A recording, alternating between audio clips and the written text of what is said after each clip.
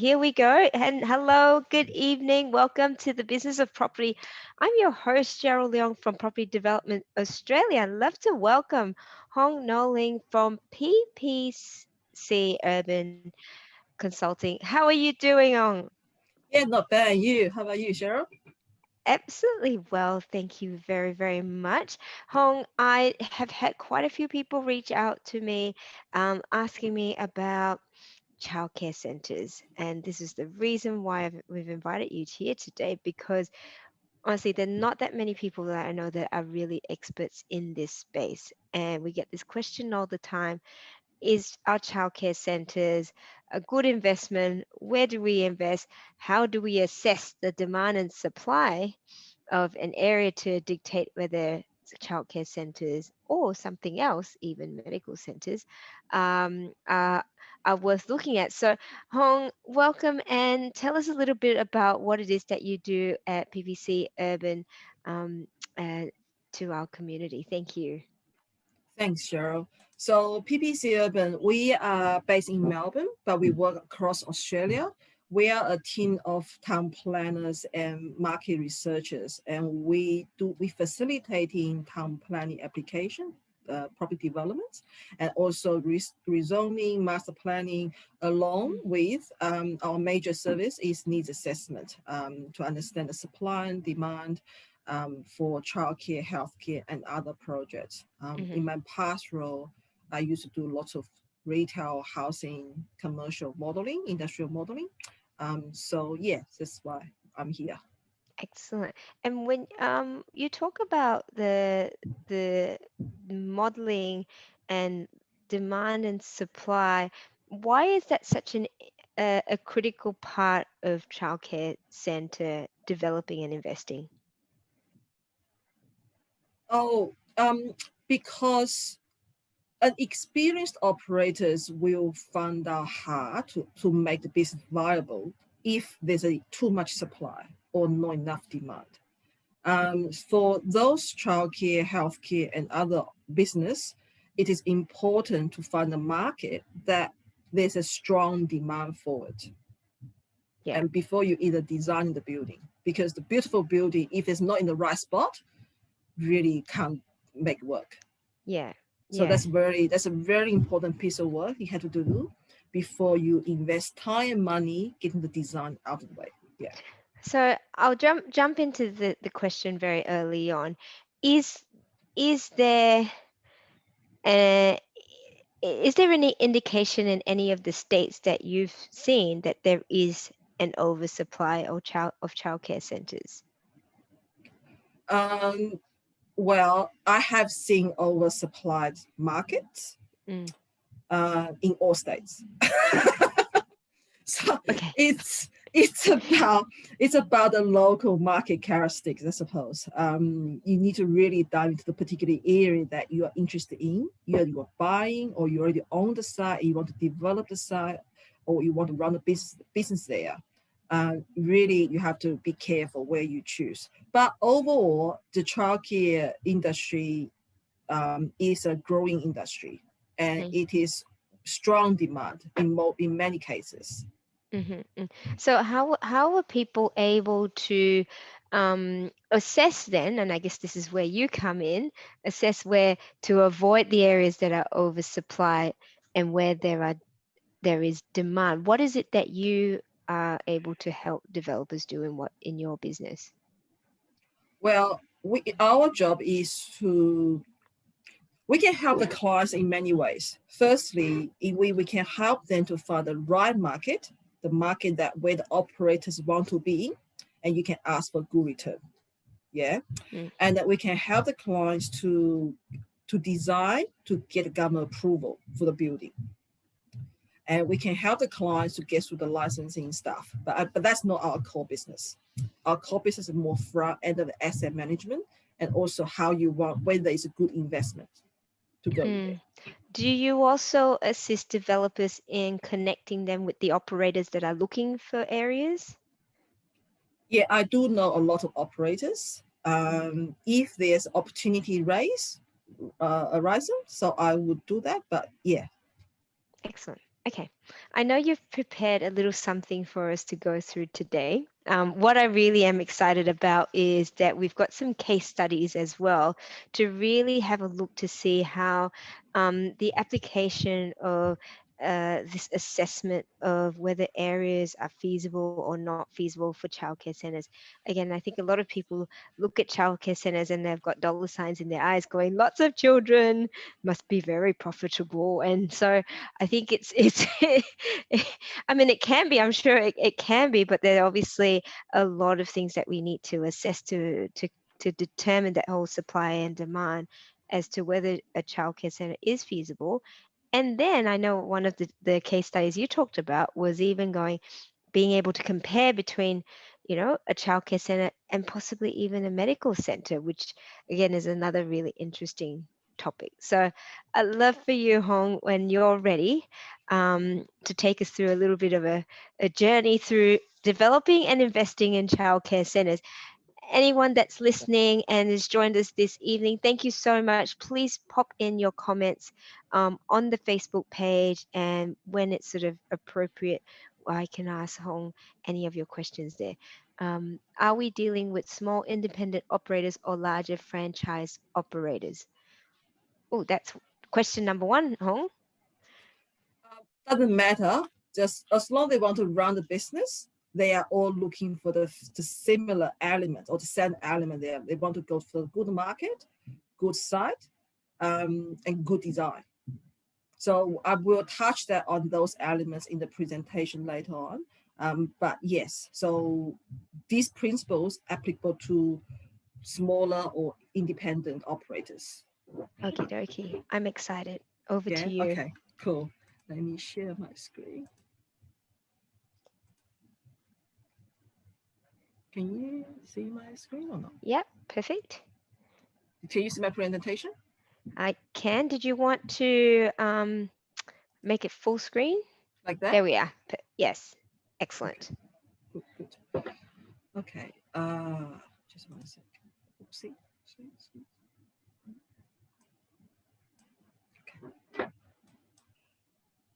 I have touched base on that. We are a team of town planners and market researcher, and PPC Urban is committed to make property investment easy for our clients.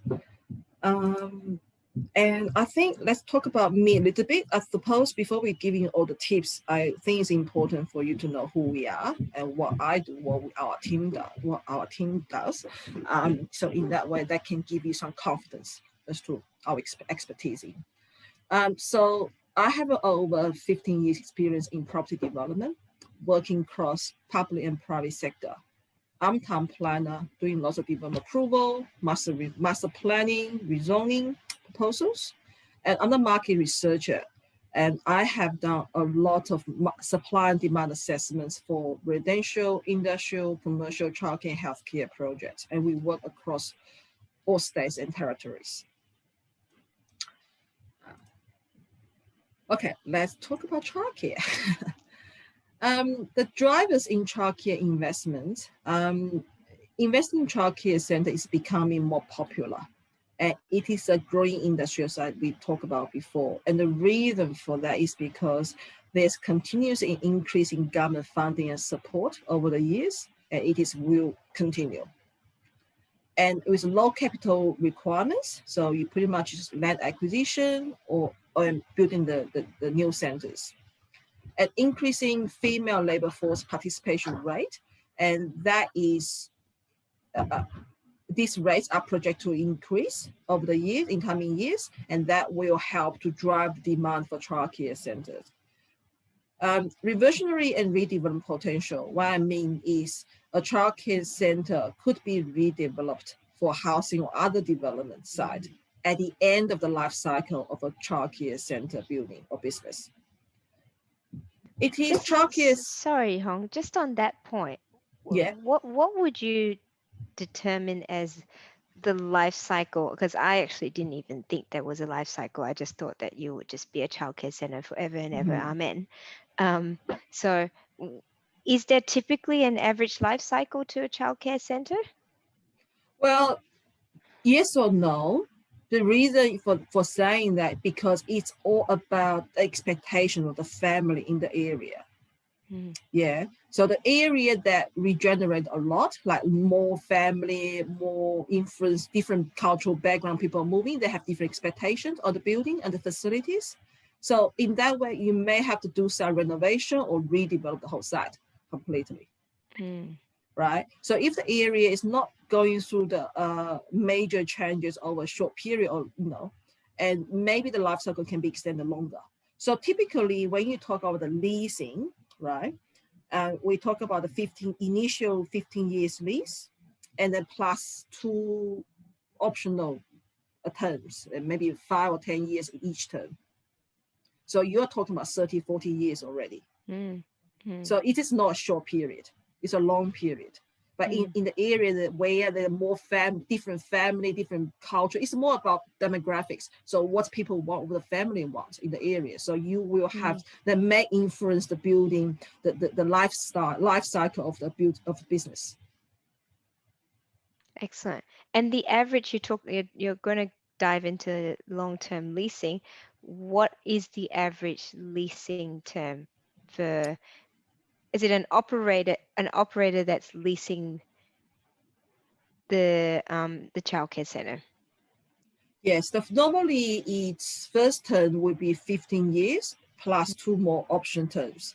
And then 2 more each option term, generally speaking, about 5 to 10 years each term. And how often are there sort of rental increases, or is that a fixed rate for 15 years? No, it will have an annual increase, roughly about 3% in most of cases. But I have come across some situation with 2% or no percentage increase. But generally speaking, it's 3 years plus around fixed term, gross term. Yeah. Excellent. Annually. Yeah. Okay. Please go ahead. That's all right. Good questions, Cheryl. And also they have a good risk profile, because once the tenancy are taken by operators, doesn't matter they are franchise operators or independent operators, and they're committed to a long period. So the risk is lower, not like you rent the house out year by year. And high revenue growth rate. So this growth rate is going to project to be around 3.5 to 4% for the next 5 years. Strong building depreciation. Most of buildings are specifically designed, and the new center can be strongly depreciated from a tax benefit perspective. So that's the key drivers in childcare investment. There's many other more, but the major ones. Let's talk about how we define successful investment here. When we talk about investment, we talk about investment in the business if you're the operators. If you are investment in assets, you acquire the land, you're building the new centers, or you're acquiring the center that is already occupied as landlord taking cash flow. And then and the successful investment in my mind is also you need to have operators on board. Either take out a new lease or already in operation. And also, I believe good financial return should be expected if you're doing it right. There are 3 factors: market intelligence and feasibility, land attributes, town planning, and legal. So these 3 components are applicable to all kinds of development. Housing developments, like townhouses, rural subdivision, you need to know what the people want, lot size, the net developable areas, accommodation, if you propose to do a resort or housing for people with special needs, NDIS, SDA, or do a retail if you're Asian background, you want to do an Asian supermarket, for example, or you want to run a play center, healthcare facilities, medical, online health, hospital, retirement villages, childcare centers. So all things you are doing, you need to really know what's the market there. Is there any unmet market demand? Is there what kind of return you're expecting? Is the land big enough for what you wanted to do? Is there what kind of access we're talking about? And town planning control, are you legally allowed to put a town for a childcare center, will you get approval for that? So those elements are all applicable to all the developments. But I think today Cheryl have me here just to talk about childcare centers, right? And I think we are focusing on the market intelligence and feasibility for childcare centers. So what matters to operators, as I said to you before, it's important to get operators on board. A talented site, the center, worth a lot more. So you always need to get the operators on board. So what operators are looking for is a strong local market. It's a lower level of supply. The demand is always need to be more than supply, not just now, but also in the future, because they take out the lease expecting to be in the business at that location for the next 20, 30, 40 years. So we are looking at the future. The financial viability of a competing center, how the other centers are performing. So can the market support another center right now without interrupting other people, other business? And what kind of growth, population growth there need to be solid population growth for the children aged under 5 for childcare centers. And who are those people living within this market? This is very important to know their background, their employment level, social economic profile. The couple family household intend to have a greater percentage of couple family household intend to utilize more formal care, when by mean formal care is childcare centers. It's one of formal care. So we really need to look into the demographic characteristics of the area. And the second, So I was going to say, I mean, this is obviously very, very data driven from that aspect. So in terms of, I mean, like how does what do you look for when you're talking about demand and supply? Are there numbers that you're looking at, or is it a percentage? How does that assessment look like?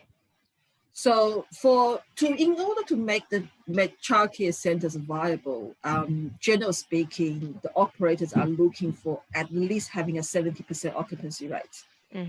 So a center, for example, a center with 100 kids, 100 places, you need to have 70 children filled out the places. If anything under, it can be tricky. So when the operator when they want to create a new business in an area, they want to know how others are performing. Yeah. That's a benchmark. They're performing well, then maybe that's good news. If they don't, we don't ever go there.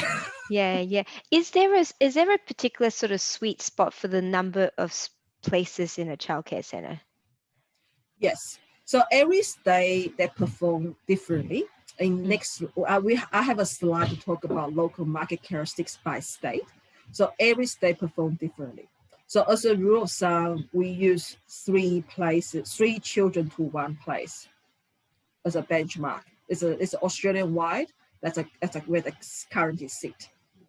We can talk about that ratio, the children per place ratio later on.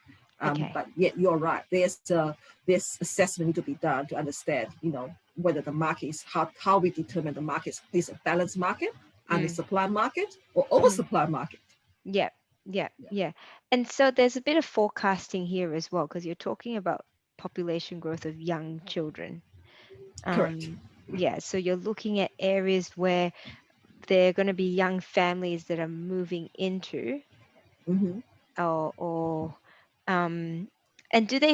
does that mean that they're generally newer areas, newer greenfield areas? Not always. So the infill area that can also expecting massive growth area. Yeah, gentrification. Okay. Yes, yeah. Correct. Okay. Yeah. And sometimes I actually came across a site. I wouldn't tell the site, the location. But I came across a site in the growth area, and you naturally expecting, there will be solid demand, right? But somehow that spot, I think the demand is reasonably okay, in a nice way. And just because there's lots of people have the same view, just childcare everywhere. And also the reshape of the school zone, you may have heard the news. Yes. Reshape the school zone will have an impact on where the people travel, where the family travel to. Yeah. Because childcare, if you're close to the primary school, is a good spot. But if the school zone got reshaped dramatically or resized, that will have an impact on your business over the longer term. Maybe not in the next 1 or 2 years, but over the longer term, they will have impact. Excellent. Yeah. Okay. On to the next one. The next question matter that operator want to see is a right side. So they are looking for good arterial road visibility, the easy access for them to drop the kid and pick up the kids. And again, they ideally they want to close to school, workplace hubs, shops, and destinations. Railway stations sometimes can be a good call. And university, you say university, the older students, they may drop their kids to university when they study. So, but the demographic university students is not a thing to look at. So there's a lot of interlinked. So you need to really think about that, where you want to position. But commonly, it's a school, employment hubs, and shopping center or medical major active centers. Those are three major things you're looking at. And I have put down here a wisely sized center, and that linked to the demand. So if the demand, you don't, the last thing we want to do is you overdevelop the site. So for example, the market may support, say, 80 places center, but you develop 120 places center. So you are over capitalized the site. And the operators, you will find it really hard to lease to the operators because operators have to pay by place, the rental by place. If they can't fit it out of the places, they are losing the money. The business is not viable. So this is very important. You need to consider what's the size of center you are looking for. And also, I put down here a functional and well-designed center, design compliance. Because getting a town planning approval and building approval is important. But you also need to get the state government licensing, state government license for the new center and the Commonwealth government approval for the benefit. But what they're looking at is a very specific design. So you're looking at X amount of square meters per child, indoor and outdoor. So town planning approvals, they don't really look at this component. So you really need to find the right planners and architect to help you out. I have seen so many designs that, right, got town planning approval, sent to the market. I think this is not the best design, put it another way. So if you better design, you can get a much more return in the rental and more interest from the operators. When you talk about not overcapitalization, you gave the example of, there is a demand for about 80 spaces. Is it better for developers or investors to, say, provide a center with 60 spots so that you know that you're always going to be full, or err on the side of more caution, going, okay, 80, but then we might have some vacancies? I think go for the smaller centers than what's estimated for the demand. It's a safe bet, okay? But I think I don't want to go for too small. The sweet spot for childcare center, at the moment, you're looking at around 70 to 100 places a center. But in 5-7 years ago, I have come across 190 places center. Hello. Any childcare centers open right now? You can send a childcare. 190 spots. Yes. Wow, that's big. That's massive. So yes. The operators, they have a journey, right? So 5-7 years ago, they were really fascinated about big centers, modern state-of-art facilities. And then that will come down to somewhere between around 100, 120, like medium-sized center. I think because of COVID, the strength even further down to somewhere between 70 to 100, around that sweet spot.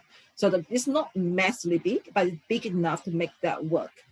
If for smaller centers, I come across many sites, for smaller centers, it sometimes can be very hard to make them up, just because of staffing ratio, the facility you have to provide, even the cook chef, on-site chef, you know. Yes. So that when you add all the operating costs together, the staffing, the staff salaries together, it's really, you need to really target somewhere between 70 to 100 places per center. That's a current sweet spot for that.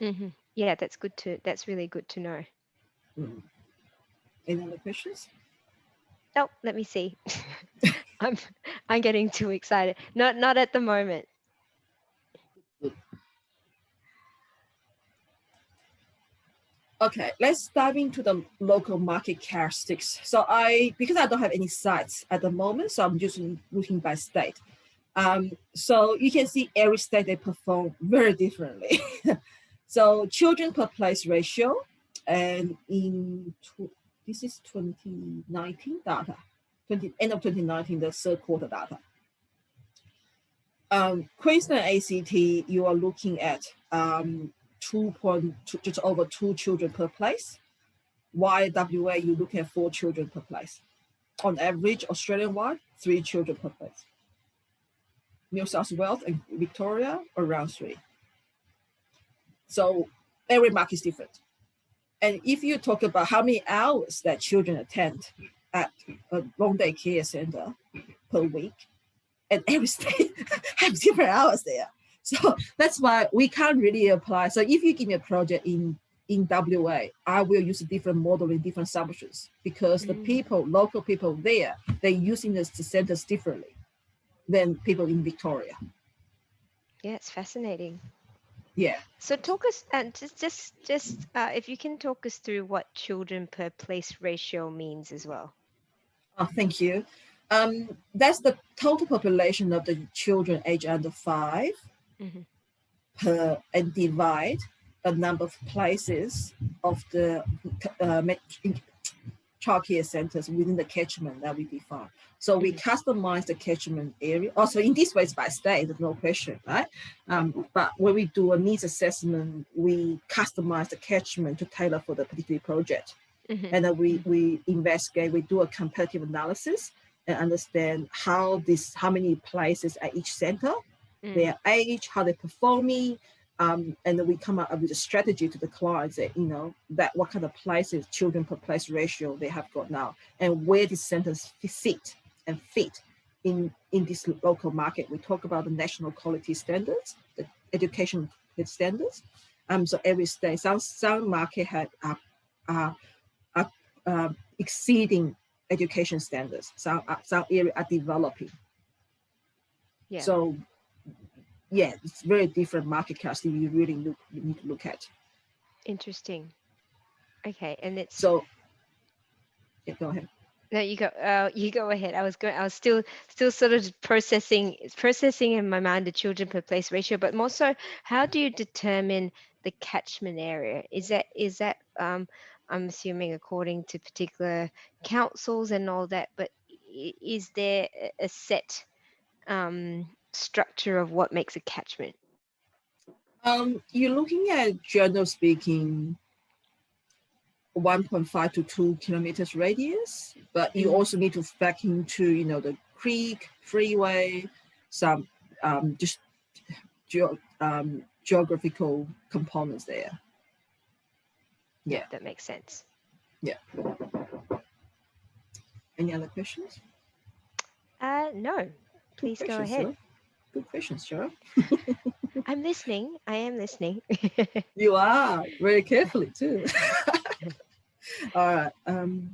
So let's move on to the case studies. I have prepared 2 case studies here. Excellent. So the case study 1 is a real case. It's in Bologna in Victoria. It is within Knox City Council area in the Melbourne eastern suburbs. It has 2,000 square meters in size. It is within a major activity center, Bologna Activity Center.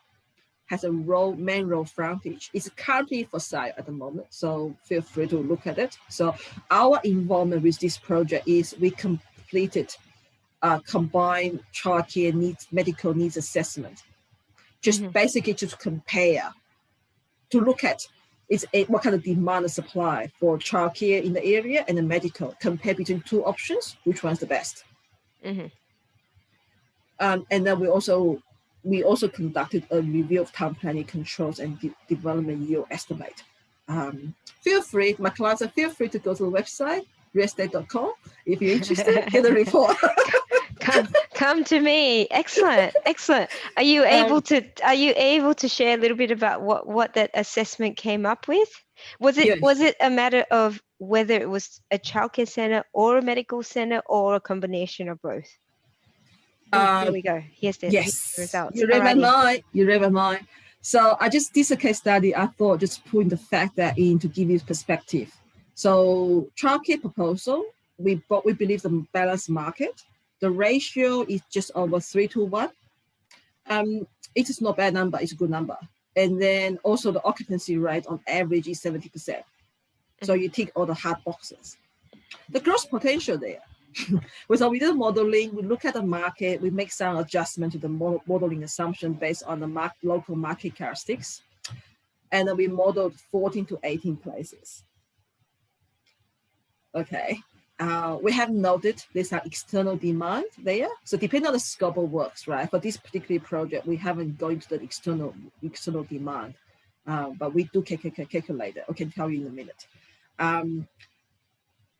And the policy support, okay, it's none. So that is the childcare proposal. And the medical component, we also determine is a balanced market. And then we also found out there's a very high history rate for GP attendance per capita per person on average. And it's also greater percentage of people aged over 65. And the ratio, and we are looking at one full-time service equivalent GP for just about 900 people. So based on those elements, because we also look in medical center, we also look at local health, community health profile to make a determination or recommendations to the clients. And based on that, we think it's a balanced market. And we projected there will be additional 1 to 3 GPs will be required. And we'll talk about the GPs only. You can have online health and other people on top of that, medical practitioners, but the GP only 1 to 3 is the anchor of the business. And also we have noted the council has a very clear policy framework to support regional healthcare hub in the area. So that's not a market, that's not a supply demand assessment from that policy support perspective. But but when you compare the two scenarios or development options here, childcare and medical center clearly stands out better. Because the childcare center, 14 to 18 is a quite low number. You don't make up 70%, 70 places.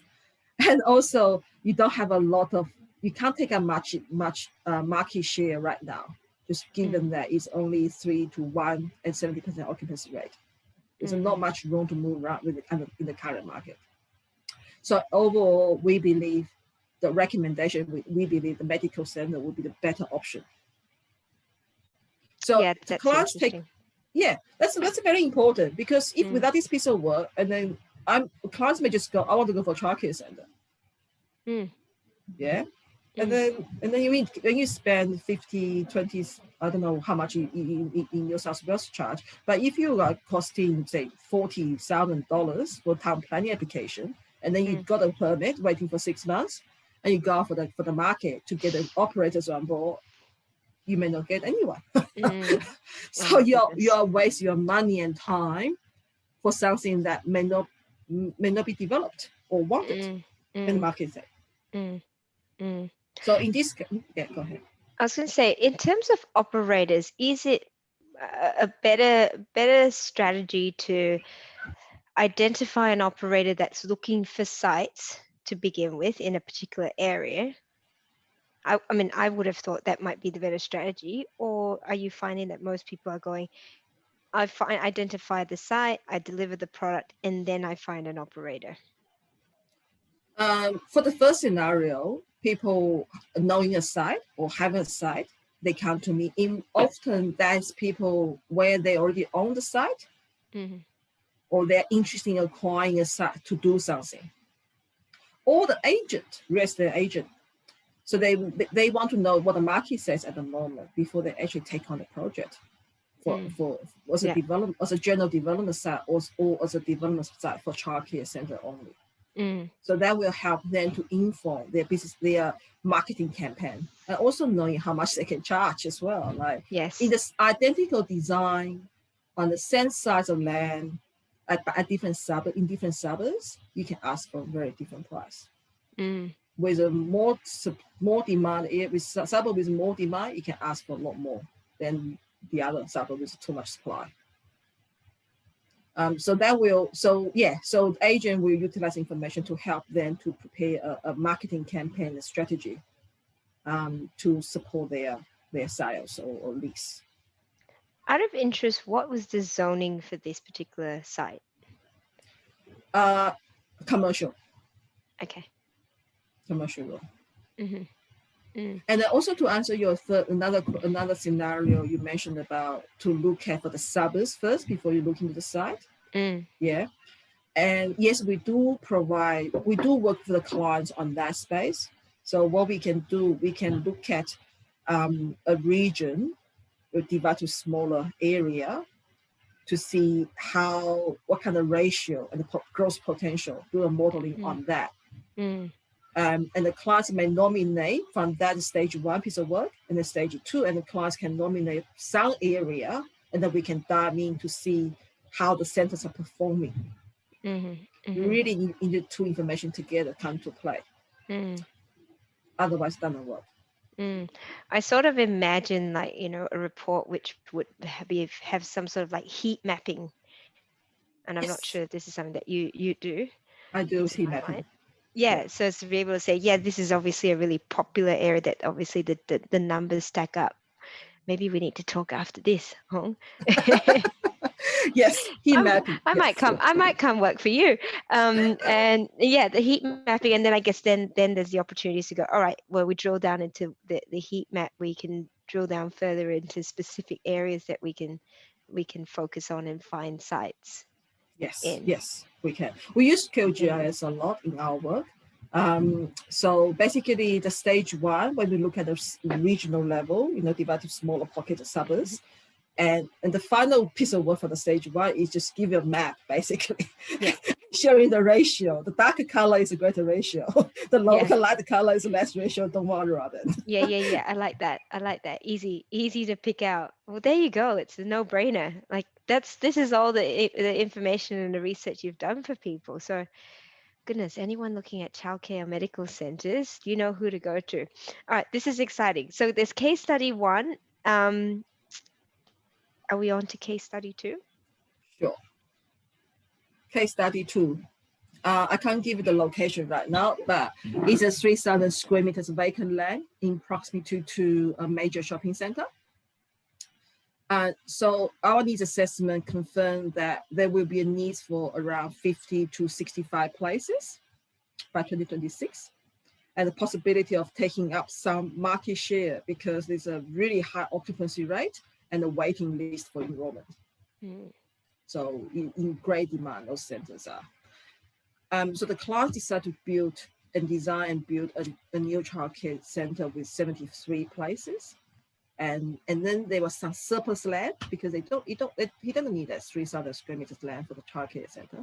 So in the end, they chopped out for townhouse development on the surplus land.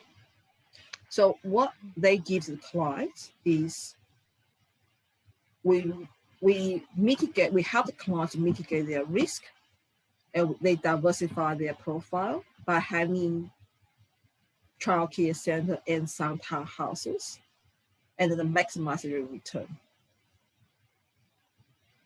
I love that. I'm in love with Thank that. you. Thank you. How much space was, in terms of the land space, was used for the childcare center? So for that case, I think it's 100. It's 1,000. 1,200, I think, or 500. I can't remember that project. Yes, somewhere between 1,200 to 1,500 for the childcare center. Mm-hmm. Yeah. And the zoning for that, was that Residential mixed? zone. That's residential. Yeah. Yeah.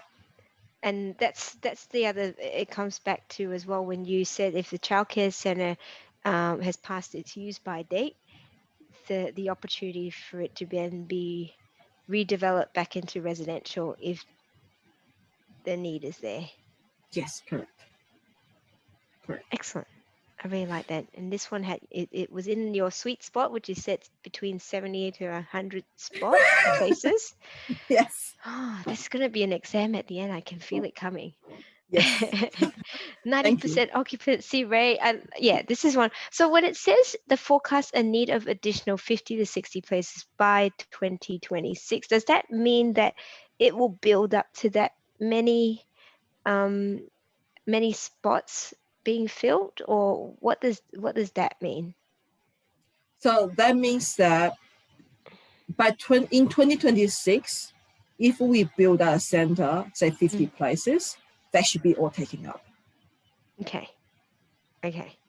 Yeah. But that's saying that's in like 5 years from now. Yes, because they haven't designed the building at the time. They're planning. But the time they get the design through, get the construction or get the tenancy, you get the leasing campaign and negotiation, building permit, planning permit, building permit. So by the time they start to open the business or get someone on board, we are looking at 2026. Oh, wow. Okay. Or sooner than that, but yes. You need to budget for a period. But you can tell me any period you want. We can do the modeling for that. Okay. Yeah. So we did a project the other day. We did a project for until 36, sorry, because they want to look much more beyond that 5 years term. So it depends. Are you finding that operators are wanting to, I guess, develop more so themselves, or do you find operators typically are more than happy for the developer to take the development risk and then slot themselves in? For independent operators, they intend to take out a lease, because running a childcare center is quite expensive to set it up.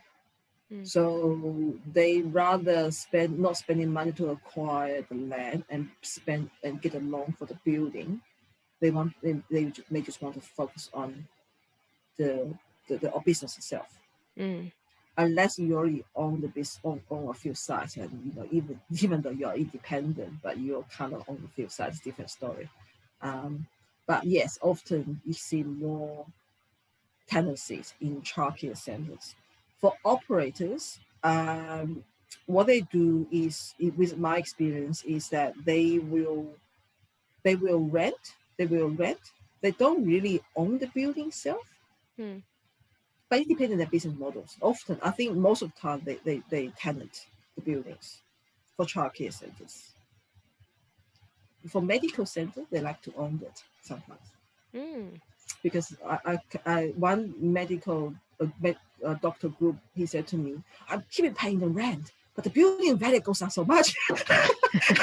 I might as well own it myself." Yes, and that group owns five medical centers. So it's kind of independent group, right? It's not a big franchise. But they are moving towards owning the site. That's why it depending on their business model and where they're at with their cash flow and their expertise, their capability. Yeah. And so this is this may or may not be a tricky one. If you had a developer that was saying, "Oh, should I go down and start focusing on childcare centers, or should I focus on medical centers?" Is there enough evidence to show that one is probably a greater demand in the next 10 to 20 years than the other, or it really And just depends? it it it depends where you're at. The people living there, it's really hard to say. Mm-hmm. Yeah. Mm-hmm. Excellent. So much food for thought. I think I've asked plenty of questions. I did warn you to say that they would just come up when as we're going through, but that was fantastic. Anyone that's listening, thank you so much. I mean, if you've got any questions and you have a site that you want to be able to assess, particularly the demand and supply assessment and the market analysis for whether it's a childcare center or any other type. What are the other types of um, assessments that you conduct as well? Hmm? Yes, Cheryl, thanks for the opportunity.